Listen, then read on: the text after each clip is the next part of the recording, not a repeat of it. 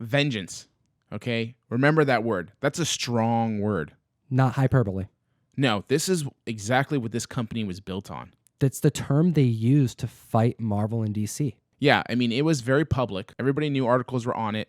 Okay, so it got that nickname, Vengeance Inc. They're called Atlas Seaboard. That's right. But Vengeance Inc. was that name floating around. How could they compete with Marvel and DC? Well, the way they're going to do it is they're going to go after the biggest talent in the game, the people that were slighted already by the giants, and they're going to do it with nothing but aggression.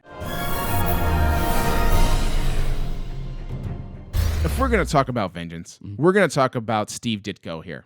Absolutely. Okay, he's had a long history with Marvel, so there's no surprise that he is okay with jumping ship onto another competitor at this point. So Steve Ditko is now on Atlas's list of creators. We talked about some of his books that he did for Atlas already, too.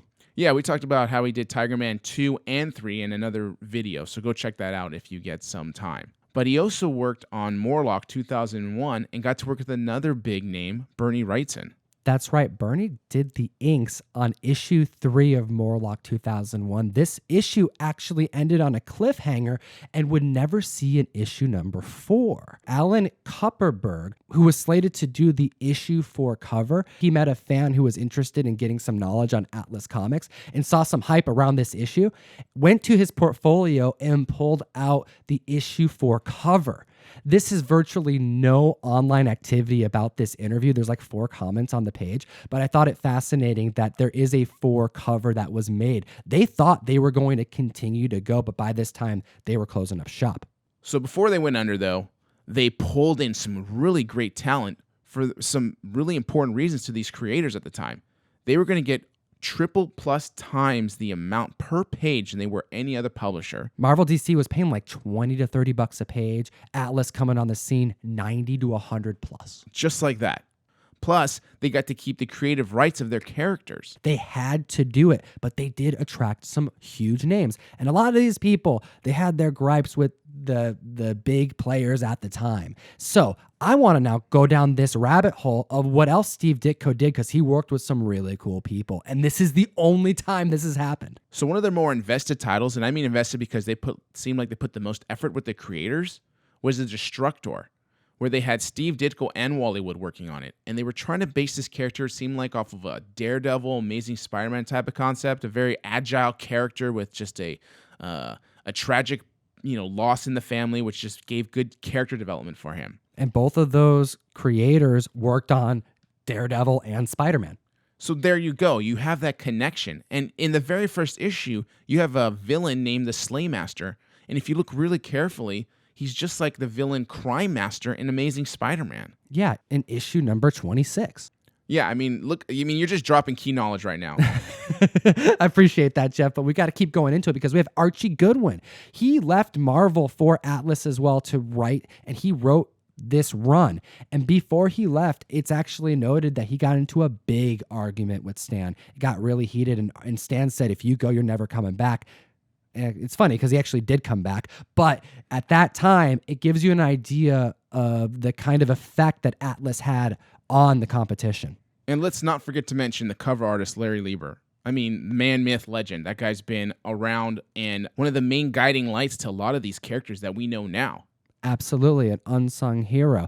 We have in issue 1 only $120 at fair market value at 9.8, with a mere 17 of them currently graded on the CGC census. And in this 4-issue run, it's a decent story. By issue 3, we have a Craven-like Spider-Man character called the Huntress that makes an appearance. And then here at issue 4, we have that Vicky issue 4 type of situation happening that we mentioned in the last video.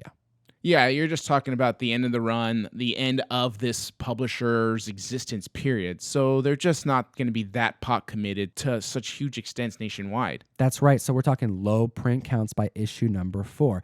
Interesting stuff. And I think of all of the character runs, this is the one that attracts me the most because there are so many big names here. They're all very affordable. And I think the stories behind them are quite fascinating on the creativity side, because out of all these people that we named, none of them have actually claimed the like sole creator of this character or this run. And you got to assume it wasn't because they forgot.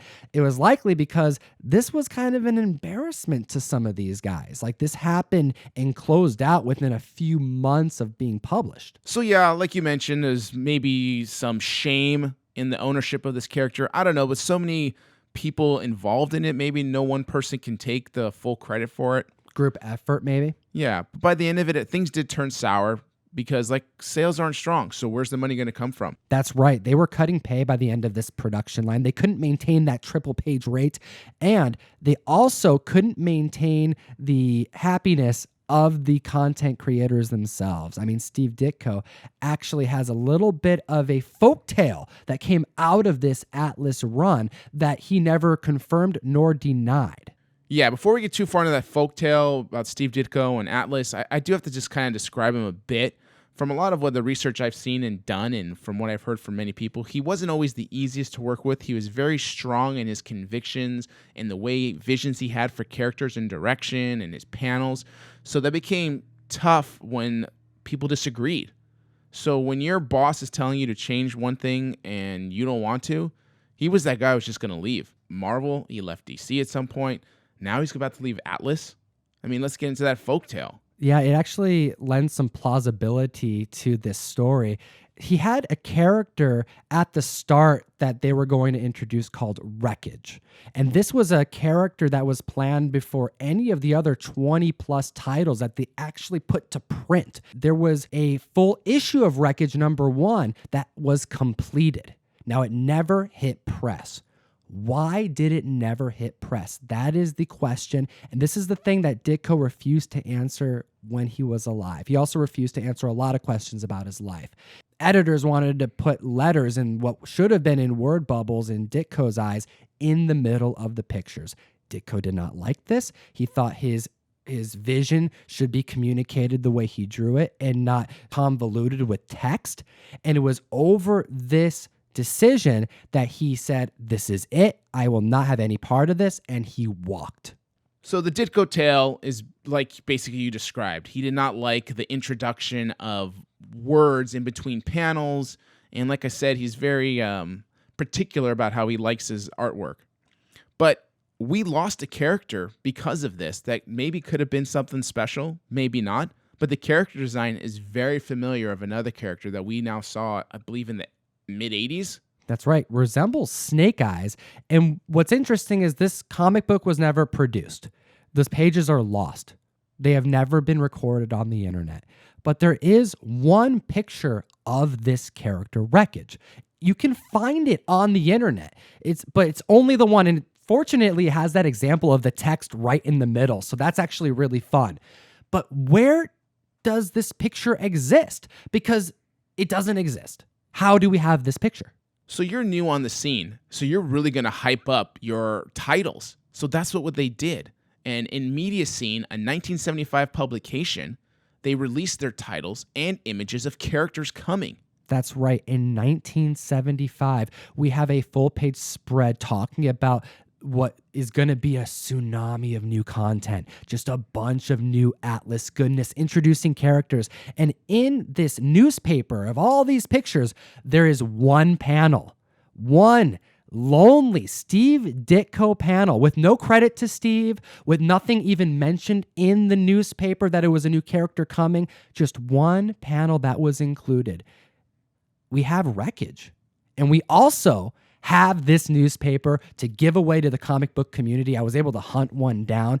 And if you like and comment down below, let us know your thoughts about Atlas. Let us know if you're finding these on the hunt. Let us know what you think about these large creators working and teaming up to make these comics that a lot of people don't collect. This is a really great article. I read it. And it's really descriptive, and it really gets you into the story, and you actually feel really jazzed for this company. You're like, it's going to fold, but you don't know at the time. And I know Ditko didn't like this Wreckage with the words, but I'm telling you, I'm looking at it, and it's a super powerful panel, and I actually love it quite a bit. It's the first appearance. It's the only appearance, and I think that's so dope, especially because it's like a newspaper. Yeah, it's just black and white newspaper, so it's awesome. I really hope you guys enjoyed this video, and always remember, geek responsibly. Ooh. Enough said. Thanks so much for watching this video. We do appreciate your time, comic book community. And I want to remind everybody that I'm on Instagram, Jeff's on Instagram, and we're both posting a bunch of stuff. And it's a great way to keep in contact. So links in the bio. Come say hi.